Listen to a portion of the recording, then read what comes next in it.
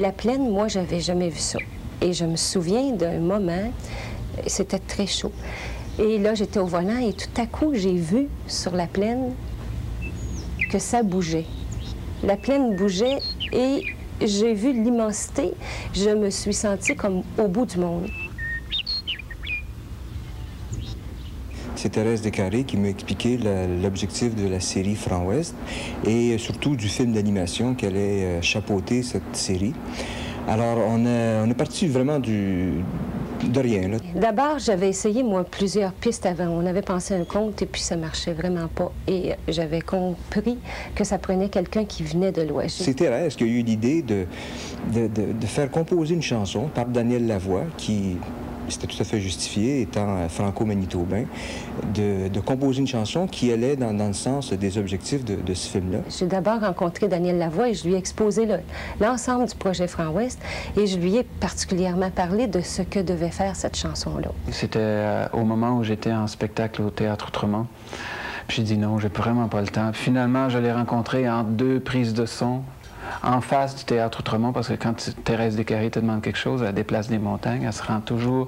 Si tu peux pas te rendre à elle, elle se rend à toi. Cette chanson-là, dans le fond, ce qu'elle devait faire, d'après le concept, d'après l'idée qui était sur papier à l'époque, ça devait donner de la fierté aux jeunes. Ça devait parler aux jeunes de 6 ans jusqu'à 18 ans. Je veux que tu écrives une chanson, Daniel, qui va donner aux jeunes de l'Ouest le goût d'être fiers de leur langue. J'ai dit, oh boy, c'est vraiment, là, je sais pas où on s'en va avec cette histoire-là. J'ai dit, oui, Thérèse, oui. L'année prochaine.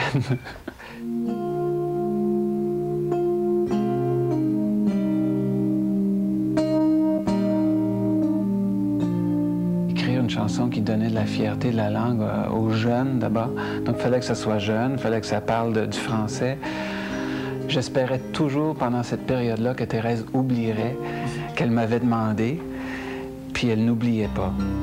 Puis elle n'oubliait pas, elle me rappelait régulièrement, tous les mois à peu près, me demandait si j'avais la chanson.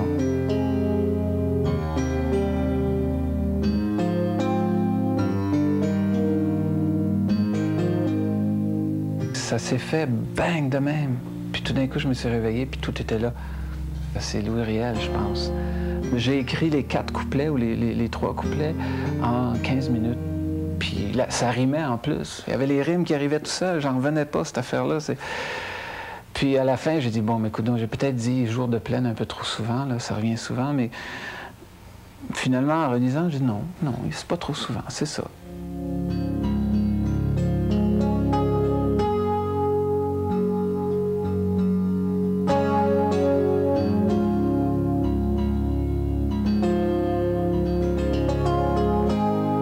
Le premier groupe dans lequel j'ai travaillé de ma vie, c'était les Nomades au Collège Saint-Boniface. J'avais 15 ans.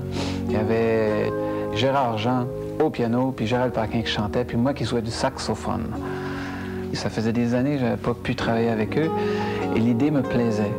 Gérald Paquin m'avait parlé que Ziz dirigeait une chorale, puis qu'il y avait des filles qui chantent extraordinairement bien là-dedans, puis tu devrais entendre ça, c'est magnifique quand ils chantent ensemble.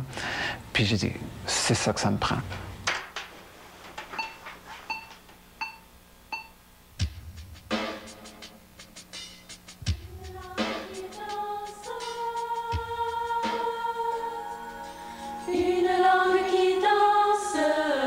Gérard Jean dirige son chœur de chant avec une grande dextérité, avec un grand professionnalisme.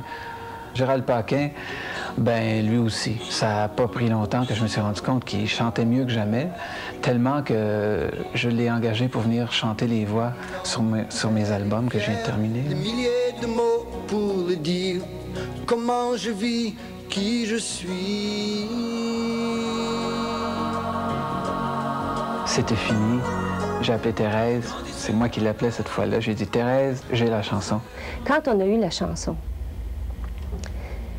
chanson maintenant, ce n'était plus le projet Franc Ouest avec un film d'animation vague. On avait quelque chose. La chanson, maintenant, a imposé des choses. À partir de ce moment-là, on a pu dire qui pourrait bien illustrer ça maintenant. On a cherché un peu partout, on a demandé à plein de monde. On a eu des storyboards ici, des storyboards là. Puis quand celui de Réal Bérard est arrivé, ben, on n'a plus eu de questions à se poser. C'était évident, c'était comme... C'était là, c'était ça. Il n'y avait plus besoin de chercher ailleurs. J'avais une bonne liste, c'est surprenant, mais je pense qu'il y avait à peu près 25 noms dans la liste de gens potentiellement intéressants pour faire ce travail. Alors, on a procédé par élimination. Plus un nom revenait souvent. Et j'ai donné aussi priorité à Daniel Lavoie. C'était son œuvre qui s'imposait. Et lui a choisi de prendre Réal Bérard. Et ça... Toutes les choses concordaient en faveur de Réal Bérard, alors ça a été Réal qui l'a pris. Moi, je ne connaissais pas Réal Bérard, mais on nous a bien dit que c'était l'artiste qui se prenait pour ce genre d'image qu'on allait chercher. Et c'est ça, on a d'abord demandé à Réal si ça lui tentait. Il a hésité un peu au début, un peu méfiant, un peu craintif, sachant pas dans quel grand bateau il allait s'embarquer. Et non, il est allé, puis ça a bien fonctionné. Un jour, je suis assis au bureau, d'un coup, il dit... Ça sonne.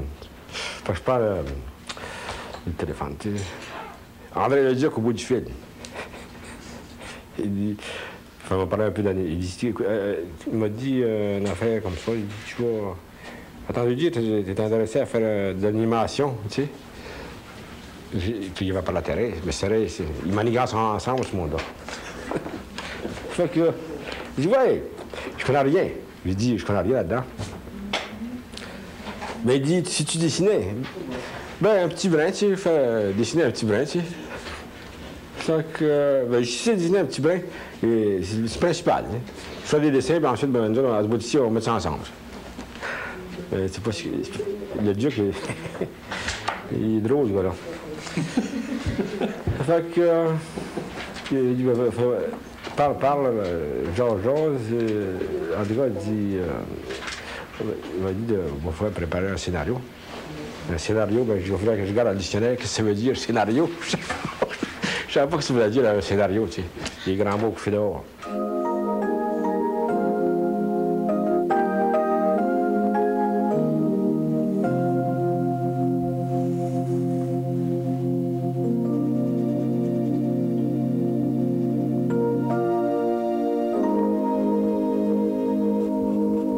On lui a tout simplement remis la chanson, la cassette, c'est tout.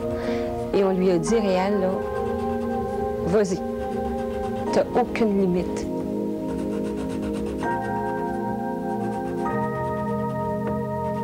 Alors, Réal Bérard a fait tout seul, là, chez eux, avec la cassette, il a fait ce qu'on appelle le storyboard, là, le scénario. À partir de là, on a confirmé que notre choix de Réal Bérard était un très bon choix. Et nous, on sautait ici quand on a vu ça. Hein? Quand on a reçu André et moi, on a dit « ça se peut pas ». Il n'a jamais fait ça, puis regardons ce qu'il donne. Je suis venu à Montréal. Puis là, j'ai rencontré toute l'équipe, Thérèse Descaries, André Leduc, puis Daniel, puis un matin, on s'est rencontrés ensemble, on a parlé. Puis là, les morceaux ont commencé à tomber en place. Puis il y a tout le côté mécanique, c'est le côté technique, tu sais, bien, heureusement que André était là, pour mettre ça ensemble. Fait que l'idée, c'était de pondre, tu sais. Une vieille poule couveuse, tu tombes dans un coin, puis tu te forces, Il a pondu comme ça un scénario en fonction de la chanson, puis il est allé avec toute son expérience de son vécu aussi, puis un peu des connotations culturelles aussi, historiques, qui met... C'est un grand chef cuisinier à ce niveau-là. Il sait doser les bonnes choses au bon moment. Puis nous autres, on est là juste pour faire la sauce, finalement, puis mettre un peu d'épices de temps en temps, mais c'est lui qui a la recette en arrière de ça. Je pense que toute l'action qui suit après est précipitée, tu sais. Parce que dans la chanson, il est dit des milliers de mots pour le dire, comment je vis, qui je suis. Il y a comme une excitation là, dans le... Réal, il est complètement débordant. Alors, ce qu'il a besoin, ce n'est pas d'un stimulant à sa création. C'est d'un encadrement à sa création. Et dans le fond, ce qui lui a fait un peu peur à Réal, c'est ça. Comment je vais organiser ces dessins-là. Et c'est là qu'intervient André Leduc. Ce film-là va comporter 1549 dessins différents. On n'a pas demandé à Réal de faire toute l'animation. Il nous a donné plutôt des dessins très rapprochés, des dessins, ce qu'on appelle en termes en cinéma d'animation, des dessins clés. C'est des positions de départ, des positions de fin, tout en dessin. Tu sais, c'est comme si on avait des mouvements arrêtés d'une position à l'autre. Mais pour donner du mouvement d'un dessin à l'autre, il faut faire les intervalles. Ça disparaît maintenant.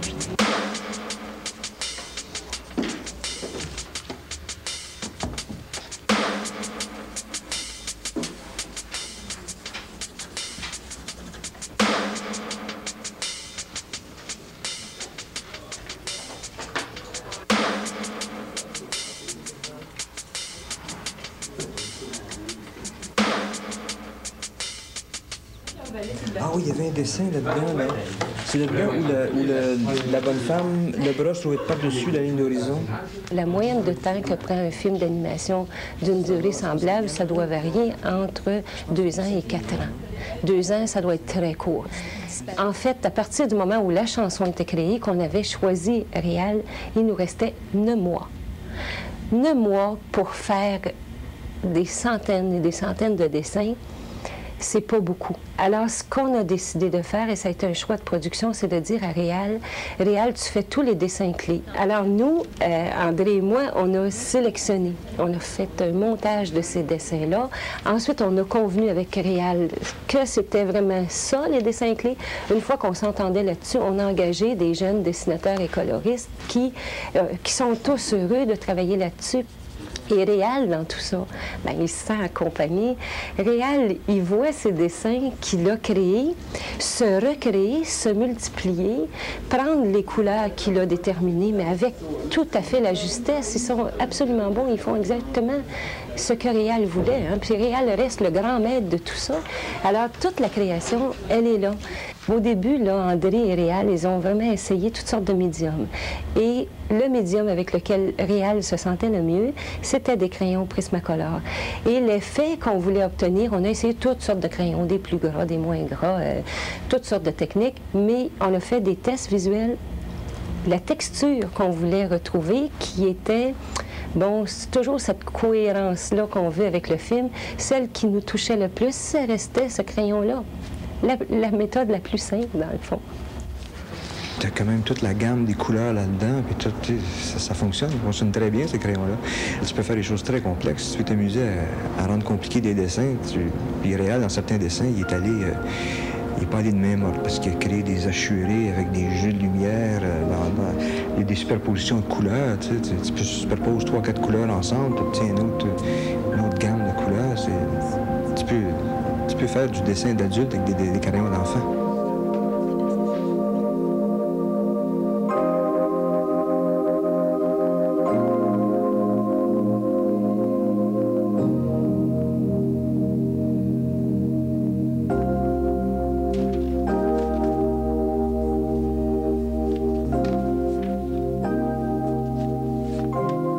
Ces dessins-là, ils sont tous numérotés parce que là, c'est la gestion de ces dessins-là, minutieusement numérotés par André Leduc qui voit à tout ça.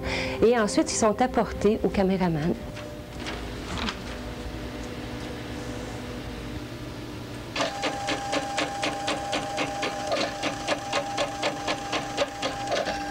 À l'écoute de la chanson, moi, j'ai eu le feeling qu'il fallait qu'il y ait un traitement dans l'image pour que ça aille vraiment, ça fasse corps avec la chanson, la musique aussi de Jour de plaine. Bon, on parle de poésie dans cette chanson-là, c'est des apparitions, c'est des rêves finalement. Alors, ce qu'on voit à l'écran, si on arrêtait une seconde, puis on l'analyserait, là, on découvrirait que dans une seconde de film, il y a dans l'image quatre images en fait. Il y a quatre images qu'on aperçoit, et c'est une image qui apparaît, et pendant qu'elle disparaît, il y en a une autre qui apparaît, et celle-là, la première n'est pas encore disparue, ni la deuxième, qu'il y en a déjà une troisième et une quatrième. Ce qui fait qu'on voit toujours 4 images en une seconde, et une cinquième qui rentre quand la première est disparue. Alors, ça fait une espèce de traînée comme ça, continuelle. Alors, c'est une technique, c'est une mécanique de tournage qui nous permet d'obtenir ce genre d'effet impressionniste.